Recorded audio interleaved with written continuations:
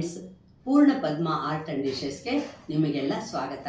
ನಾನು ನಿಮ್ಮ ಅನ್ನಪೂರ್ಣ ಜಗದೀಶ್. ಇವತ್ತಿನ ದಿವಸ ಒಂದು ಸಂಪ್ರದಾಯದ ಬಗ್ಗೆ ನಿಮಗೆ ತಿಳಿಸ್ತಾ ಇದ್ದೀನಿ. ಏನು ಸಂಪ್ರದಾಯ ಅಂದರೆ, ಯಾವುದೇ ಕ್ಯಾಸ್ಟ್ ಅವ್ರು ಇರಲಿ, ಹಿಂದಿನ ಕಾಲದಿಂದ, ತುಂಬ ಹಿಂದಿನ ಕಾಲದಿಂದಾನೇ ಅಂತ ಹೇಳ್ಬೋದು, ಒಂದು ಎಂಗೇಜ್ಮೆಂಟ್ ಅಂದರೆ ಈಗ ಅದನ್ನು ನಿಶ್ಚಿತಾರ್ಥ ಅಂತ ಕರಿತೀವಿ. ಅಂದರೆ ಆ ಪದ್ಧತಿ ತಲಾಂತರದಿಂದ ಕೂಡ ನಡ್ಕೊಂಡು ಬಂದಿದೆ. ಅವಾಗೆಲ್ಲ ಏನು ಅಂದರೆ, ಮದುವೆ ಎರಡು ಮನೆಯವರು, ಎರಡು ಮನೆತನದವರು ಒಂದು ಒಪ್ಪಂದ ಮಾಡ್ಕೊಳ್ತಾ ಇದ್ದೀವಿ, ನಮ್ಮ ಮಗಳಿಗೆ ನಿಮ್ಮ ಮಗನಿಗೆ ಕೊಟ್ಟು ಮದುವೆ ಮಾಡ್ತೀವಿ, ಆ ಸಂಬಂಧವಾಗಿ ನಾವೊಂದು ಮಾಡ್ಕೊಳ್ತಾ ಇರೋ ಒಪ್ಪಂದ ಅಂತ ಹೇಳ್ತಾ ಇದ್ರು. ಅದನ್ನು ನಿಶ್ಚಿತಾರ್ಥ ಅಂತ ಕರಿತಾ ಇದ್ರು. ಈಗ ಬರ್ತಾ ಬರ್ತಾ ಏನು ಅಂದರೆ, ಆವಾಗ ಹುಡುಗ ಹುಡುಗಿ ಬೇಕಾಗಿರಲಿಲ್ಲ. ಯಾಕೆಂದರೆ ಮದುವೆನ ದೊಡ್ಡವರೇ ನಿರ್ಧರಿಸ್ತಾ ಇದ್ರು. ಅದನ್ನು ಹುಡುಗ ಹುಡುಗಿ ಇಬ್ಬರು ಒಪ್ಕೊಳ್ತಾ ಇದ್ರು. ಅದರಿಂದ ಆವಾಗ ನಿಶ್ಚಿತಾರ್ಥಕ್ಕೆ ಅವರ ಒಂದು ಉಪಸ್ಥಿತಿ ಬೇಡವಾಗಿತ್ತು. ಬರೀ ಹಿರಿಯರು ಕೂತ್ಕೊಂಡು ಒಬ್ಬ ಪುರೋಹಿತನ ಕರೆದು ಲಗ್ನ ಪತ್ರಿಕೆ ಅಂತ ಬರೆಸ್ತಾ ಇದ್ರು. ಆ ಲಗ್ನ ಪತ್ರಿಕೆ ಬರೆಸಿದ್ದನ್ನು ಅಲ್ಲಿ ಎರಡೂ ಹಿರಿಯರು ಅದಕ್ಕೆ ಒಂದು ಸಹಿ ಕೂಡ ಹಾಕ್ತಾ ಇದ್ರು. ಅಂದರೆ ಅದೇ ಒಂದು ಒಪ್ಪಂದ. ಇವಾಗ ಏನು ಅಂದರೆ, ಆಧುನಿಕತೆ ಜಾಸ್ತಿ ಆದಂಗೆಲ್ಲನೂ ಅದೊಂಥರ ಆ ಒಂದು ಇದ್ರದ್ದು ಒಂದು ಇದೇ ಕಳೆದು ಹೋಗ್ತಿದೆಯೇನೋ ಆ ಒಪ್ಪಂದ ಮಾಡೋದು ಅನ್ನೋ ಥರ ಆಗ್ತಾ ಇದೆ. ಯಾಕೆಂದರೆ ನಿಶ್ಚಿತಾರ್ಥ ಅನ್ನೋದು ಈಗ ಒಂದು ದೊಡ್ಡ ಫಂಕ್ಷನ್ ಥರ, ಅದೊಂದು ಮದುವೆ ಥರನೇ ನಡೆದು ಹೋಗ್ತಾ ಇರುತ್ತೆ.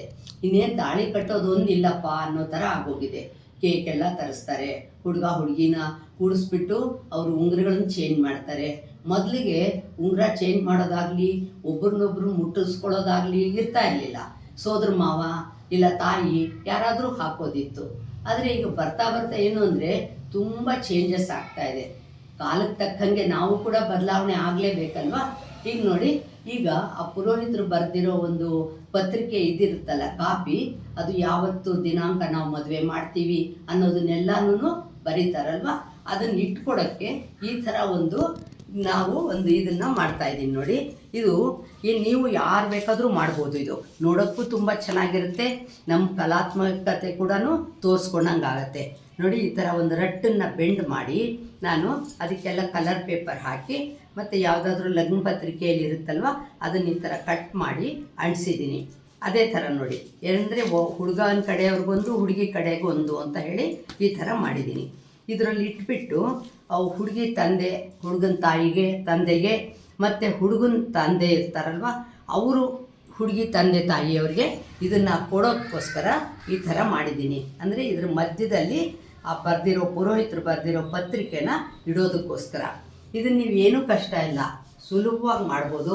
ಮತ್ತು ಯಾವುದಾದ್ರೂ ಒಳ್ಳೆ ಲಗ್ನ ಪತ್ರಿಕೆಗಳಿರುತ್ತಲ್ಲ, ಅದನ್ನು ನೀವು ಸರಿಯಾಗಿ ತೆಗೆದಿಟ್ಕೊಂಡ್ಬಿಟ್ಟು ನಿಮ್ಮ ಮನೆ ಕಾರ್ಯಕ್ರಮಗಳಿಗೆ ಅಥವಾ ನಿಮ್ಮ ಫ್ರೆಂಡ್ಸ್ ಸರ್ಕಲಲ್ಲಿ ಆದಾಗ ಈ ಥರ ಮಾಡೋದ್ರಿಂದ ನೋಡಿ, ನೋಡೋಕ್ಕೂ ತುಂಬ ಚೆನ್ನಾಗಿರುತ್ತೆ.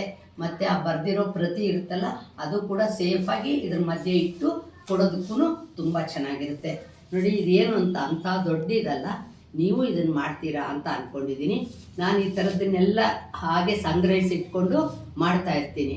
ಅದಕ್ಕೆ ನೀವು ಮಾಡಿ ಅಂತ ಹೇಳಿಬಿಟ್ಟು ಇದನ್ನು ತೋರಿಸ್ತಾ ಇದ್ದೀನಿ.